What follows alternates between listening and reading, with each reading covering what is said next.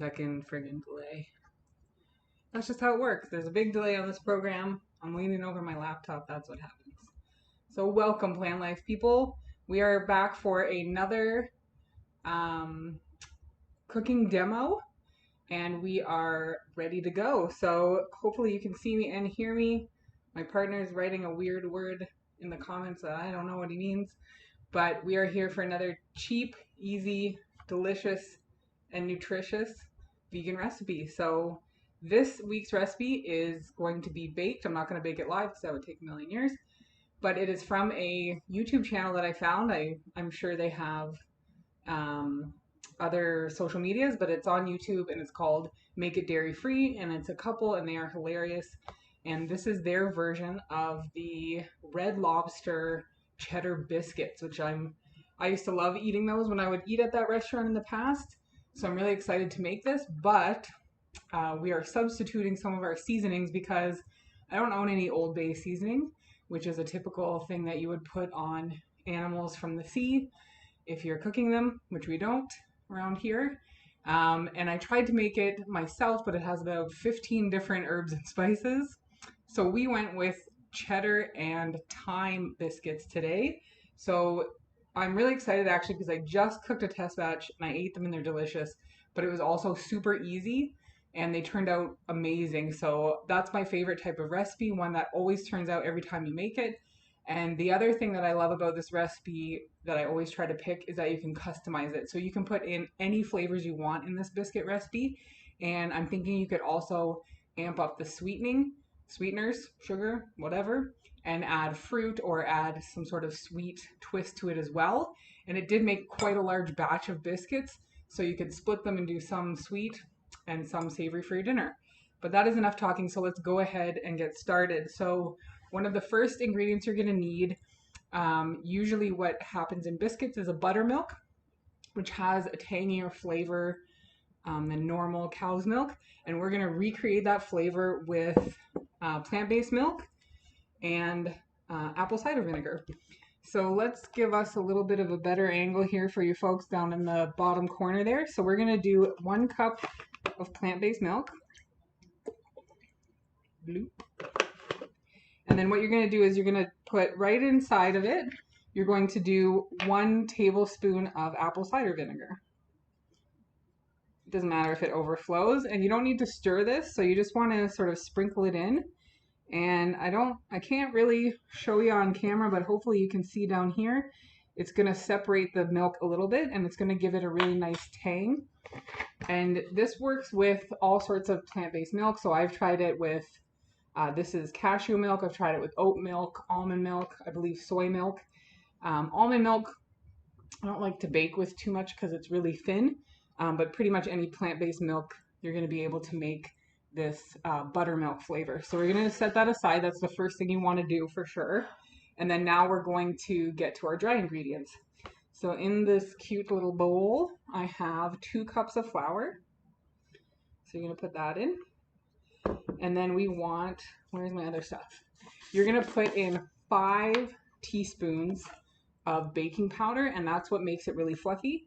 And don't worry, sometimes if you overdo it with the baking soda or baking powder, you get a little bit of an off flavor. But with baking powder, it's less, and with all the other flavors in this recipe, you're not going to notice it. So we're going to do 5 teaspoons. I don't know if I said tablespoons before, but it's 5 teaspoons.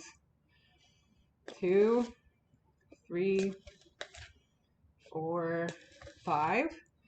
If you put in 5 tablespoons, it would probably explode as soon as you put any liquid in it. So it's 5 teaspoons. And then there is a bit of sugar that needs to go in here. And we're going to do, the original recipe said 1.5 tablespoons, but I'm just going to do 1 tablespoon just to reduce it a little bit. So that's regular sugar or whatever sugar you like, any dry sugar. And then we're going to add our seasonings. So again, the original recipe that they were trying to recreate, these Red Lobster biscuits, was Old Bay spice, which I don't have. So we're going to season this up though. So we have 2 teaspoons of garlic powder. So you want to use garlic powder and not garlic salt. It's totally different flavor. And we're going to add salt and pepper anyway, so we're going to do some salt. And we're going to do some pepper.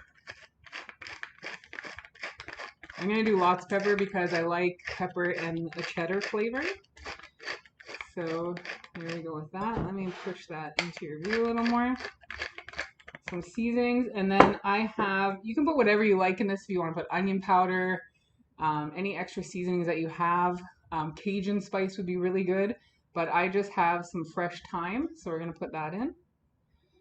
And that is probably a little under maybe a tablespoon. You can put more if you like, or you can add fresh and dry thyme is really nice.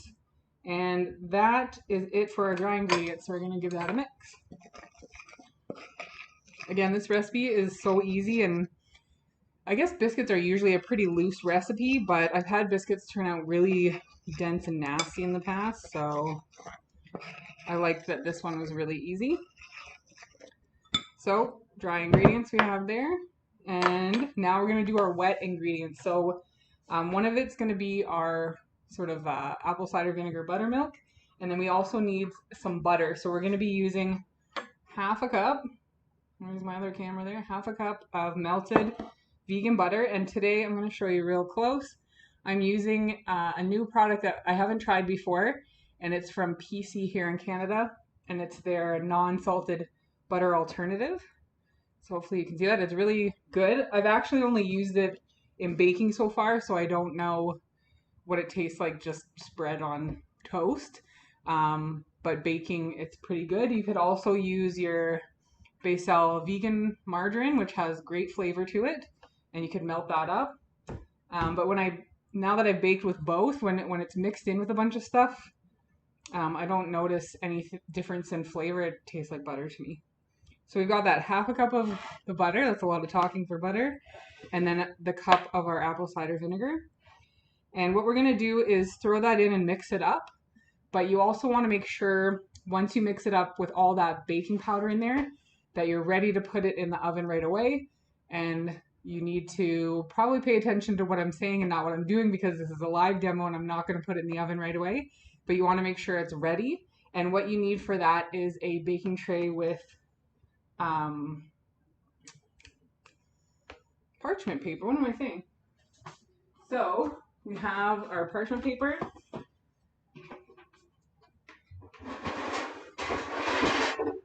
And we have our baking sheet. And because I was so distracted trying to remember where my baking sheet was and that I didn't have it ready, I forgot our main ingredient. These are cheddar thyme biscuits. We need cheddar in there. So I always forget something. Anyway, it works out in the end. So I'm using the Daiya cheddar blocks. So if you're a newbie vegan or you've never tried this before, Daiya is like the longest running vegan cheese there is. It's also the most economical. And here in Canada, you can pretty much find it at any grocery store. But one tip for you, if you're a little bit picky or you're just trying new vegan cheese, is the pre-shredded Daiya cheese is not the greatest. I think they coat it in something, and I don't like the way it melts or tastes. So I always buy, if I'm going to use Daiya, I buy the blocks and I just shred it myself. Because who's too busy to shred cheese? Like, it should be not be a thing, but it is. So we're going to shred about a cup or a cup and a half of this cheddar into the dry ingredients. So you want to put it in the dry ingredients, because you want the flour to coat it so it doesn't just stick in a lump if you put it in when the dough was already wet. So that looks like it's about a cup. You can put more in if you like, but this is just fine. And then you can move it around a little bit, but it should mix up into the flour just fine. And I'm blocking my other view there. So you just want to stir it until the little cheese pieces are coated in flour, and then you know it's not going to all lump and stick together. And then it's super easy. You just put your wet ingredients in, and we're going to give it a stir. So here's our messy melted butter. Oh, that looks so good already. And then we have our apple cider vinegar with the plant milk. So you don't need to stir this. It's going to do its own thing. You don't need to stir it up. And you can go ahead and just pour it in. But it's going to give us that really awesome buttery and tart flavor within the biscuits. So now when you're stirring this, just trying to show you on my camera here, you really want to go slow, and we're just going to stir it enough that you get all the flour mixed in. It's going to be quite wet dough, but you don't want to over mix it because that's where you get dense biscuits, which I'd eat them anyway, but they're not as delicious. So we're still a little bit gooey on the top, like you can still see the liquid sitting on the top of the dough, but as soon as it kind of looks like dough and not just liquid on dough, then you want to stop. So you can see we're pretty much good to go there. So it's going to look really wet and you're going to think, how am I going to put this on a cookie tray and not have it like smooge all over the place? But it's going to work, believe me. Okay. And now we're going to put it on here. And it does make quite a lot. I make big biscuits because we're going to eat them with our dinner. So you can make big or small biscuits. But you just have to make sure you leave maybe at least an inch and a bit in between each biscuit. And you don't need any kind of special tools. You just need 2 spoons. And you're going to just take like a lump. It's hard to do. We're just going to take a lump and put it on the cookie tray. And you can see it's holding its shape pretty good. Pretty well. So this is hard. If you have an ice cream scoop and you want to be a fancy baker, you can use that. Let's put a little bit more on that guy. And you can pile it high because it will spread out a bunch.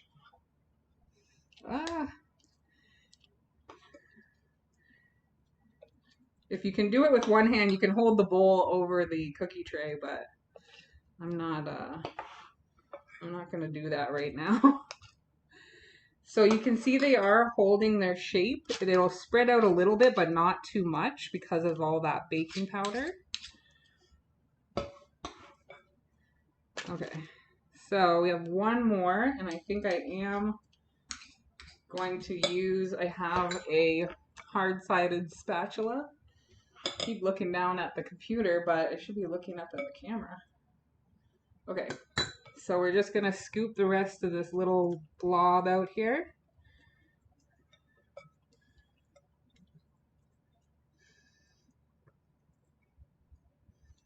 So again, don't do like I'm doing. You want to make sure that you've preheated your oven already and that these go in right away. And there we go. So they are holding their shape. You can see there on both cameras. Fantastic. So these are going to go in the oven. You're going to put it on 450, which seems high, but you want it to cook fairly fast because you're only going to put them in for about 12 to 18 minutes. So I put mine in for 12 minutes and I checked them. They weren't quite brown around the edges that I wanted, so I put them in for 4 or 5 more minutes, and then they were amazing. I just taste tested one, but I'm going to taste this one now. And ta-da! I'll show you down here on both cameras. Oh, I can get it in both cameras. So this is what they turn out to be, and they are amazing and fluffy. So you can see like this, like when I was eating them warm, they were falling apart. So this is what they look like. They're so good. So the original recipe had a more butter topping. So you would mix some melted butter, some dried parsley, more thyme, whatever seasoning you want. And you would brush the butter on as soon as they come out of the oven. But I think there's enough butter in it and I'm fine without it because these are so good. So here is not my first taste test, but taste test on camera.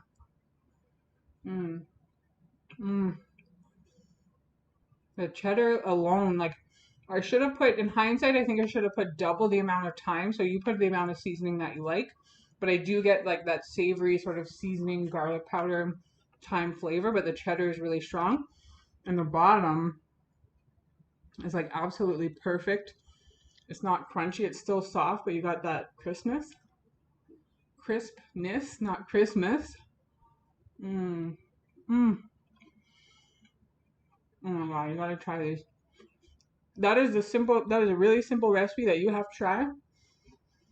Delicious. You can have these as a snack. We're gonna have them today. I'm still trying to chew. We're gonna have them today. I'm gonna use more cheese. This is a very cheesy dinner. We're making grits which is like a cornmeal type sort of porridgey dish from the US. Look it up if you've never heard of it. I never heard of it until I met my partner, and I was like, all right, these taste delicious. So we're going to do cheesy grits. We're going to have some Gusta sausages, some sort of sauce on top, and then we're going to have these to eat with the Gusta sausages and the sauce. Amazing. Thank you for joining me. Hope you like my camera angles.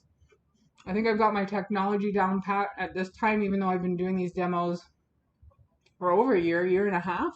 So thanks everyone for always supporting me and joining me, for participating in the chats, which I can't even read right now, and for watching my videos all the time. Please consider subscribing if you haven't already, or encourage your friends to subscribe. It really helps me out. I think I'm almost at 300, between 350 and 400 followers, which to me blows my mind. You know, it's not a million, but it's awesome. And if you have a couple of extra minutes, please go and watch any other video on YouTube. It'll help me battle the YouTube algorithm, so that would be really awesome. Otherwise, I'll see you later. Bye.